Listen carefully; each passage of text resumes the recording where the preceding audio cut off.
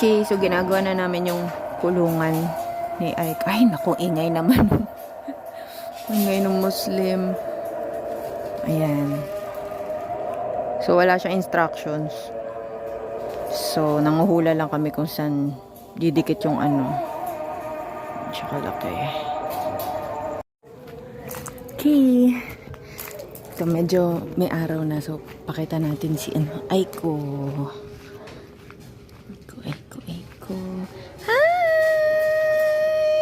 Ala, sunod na magpag-groom. Hi! Musta ka sa kulungan mo? Medyo papaayos pa namin ito kasi. Aww. Uy. May sipon kami, sipon. Nagwiwi na siya. No. Init? Init ba? Oo naman si Aiko. Tapos ito natatanggal wala. Yan o.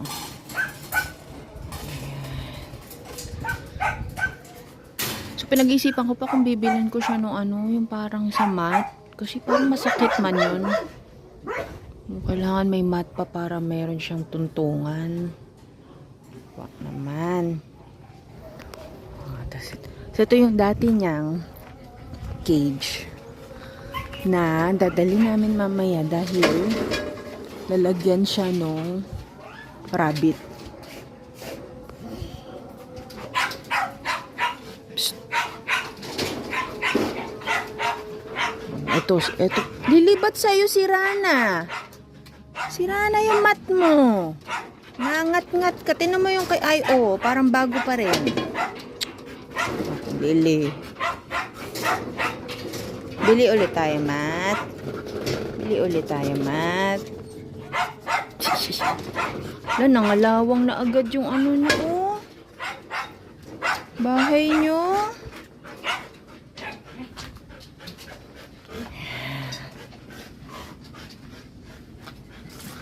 So, malapit na gumanda ating petting zoo. Daming hayop. Doon pa, may ahas pa doon.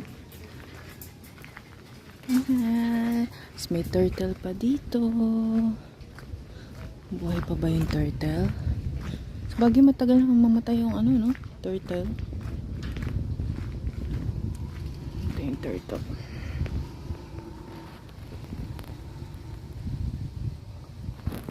Yan. So, bale, nakita lang siya dito sa kanal. Nakita siya sa kanal. Siguro may-ari nun. Tapos, bakit? Kasi ang laki niya eh. Kita lang ni Ma'am dyan. Okay, tapos madami ulit tayong fruits. Araw-araw kami nagbibigay ng fruits. So, ang fruits ngayon ay lansones. So, sarap. Lansones, mangustin. Tapos may langka sa loob.